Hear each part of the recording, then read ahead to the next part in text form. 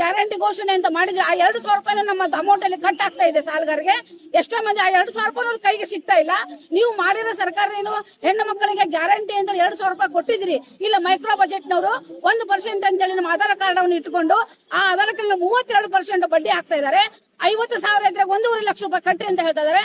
ಅಂತ ಹೆಣ್ಮಕ್ಳು ನಾವು ಇಲ್ಲಿ ಫ್ರೀಡಂ ಪಾರ್ಕ್ ನಲ್ಲಿ ಕುಂತರು ಸಾಮಾನ್ಯ ಹೆಣ್ಮಕ್ಳಲ್ಲ.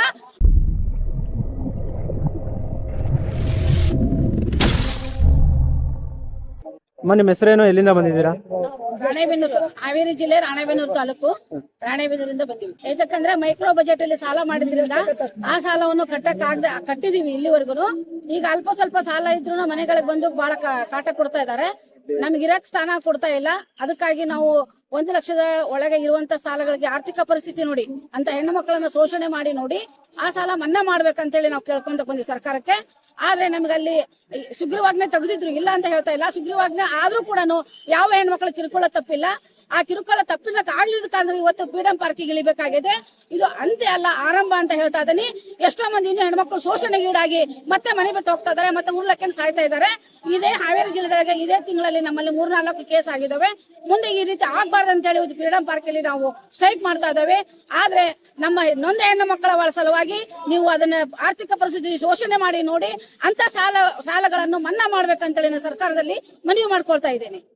ಇನ್ನೊಂದ್ ಏನ್ ಹೇಳ್ಬೇಕಪ್ಪ ಅಂತಂದ್ರೆ, ನೀವು ಇಲ್ಲಿವರೆಗೂ ಸುಗ್ರೀವಾಜ್ಞೆ ತೆಗೆದಿದ್ರಿ, ಇಲ್ಲ ಅಂತ ನಾವ್ ಹೇಳ್ತಿಲ್ಲ. ಮಂಗಲ್ಯ ಮಾರು ಸಹಿತ ನಾವು ಸಾಲ ಕಟ್ಟಿದಕ್ಕೆ ತೆಗೆದ್ವಿ. ಸುಗ್ರೀವಾಜ್ಞೆ ಎಲ್ಲಿವರೆಗೂ ಐತಪ್ಪ ಅಂದ್ರೆ 6 ತಿಂಗಳ ಮಟ್ಟ ಅಷ್ಟೇ ಇತ್ತು. 6 ತಿಂಗಳು ಆದ ನಂತರ ಮತ್ತೆ ಅದೇ ರೀತಿ ಅವ್ರು ಮಾಡ್ತಾ ಇದ್ದಾರೆ.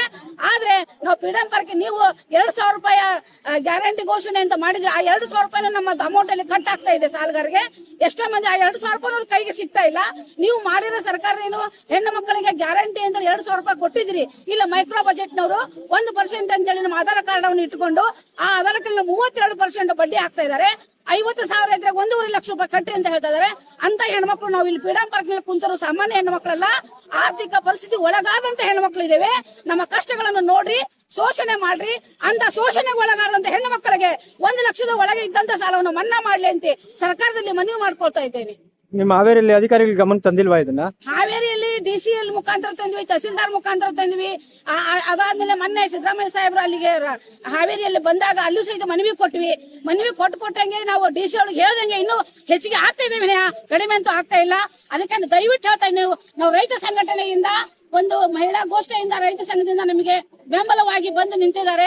ಆ ಬೆಂಬಲ ಘೋಷಣೆಯಿಂದ ನಾವು ಫ್ರೀಡಂ ಪಾರ್ಕ್ ಅಲ್ಲಿ ಬಂದು ಕುಂತೀವಿ. ಇದಕ್ಕೆ ಸರ್ಕಾರ ಯಾವ ರೀತಿ ನಮಗೆ ರಕ್ಷಣೆ ಕೊಡ್ತಾ ಗೊತ್ತಿಲ್ಲ, ಕೊಡಬೇಕು ಅಂತ ಹೇಳಿ ದಯವಿಟ್ಟು ನಿಮ್ಮಲ್ಲಿ ಮನವಿ ಮಾಡ್ಕೊಳ್ತಾ ಇದ್ದೀನಿ. ಪರಿಹಾರ ಆಗೋ ತನಕ ಹೋರಾಟ ನಿಲ್ಸಲ್ಲ. ಪರಿಹಾರ ಆಗೋ ತನಕ ಹೋಗಲ್ಲ, ಇದು ಆರಂಭ ಅಂತ ಅಲ್ಲ ಅಂತ ಹೇಳ್ತಾ ಇದೀನಿ. ಇವತ್ತು ನೀವು ಕೊಡ್ತೀರೋ ಕೊಡದೇ ಇಲ್ಲ ಗೊತ್ತಲ್ಲ, ಇಲ್ಲದ ಸ್ಟಾರ್ಟ್ ಮಾಡ್ತಾ ಇದೀವಿ. ಇದ್ರೆ ನಾವು ರಾಣೆಬೆನ್ನೂರು ಹಾವೇರಿ ಜಿಲ್ಲೆ ಎಲ್ಲಾದ್ರೂ ಬದುಕ್ತಿವಿ. ಇಲ್ಲಾಂದ್ರೆ ಫ್ರೀಡಂ ಪಾರ್ಕ್ ನಲ್ಲೇ ಇದ್ದು ಒಂದ್ ದಿವಸ ಇಲ್ಲೇ ಹೋಗ್ಬೇಕಂತ ನಾವು ನಿರ್ಣಯ ಮಾಡ್ಕೊಂಡು ಬಂದಿದೀವಿ.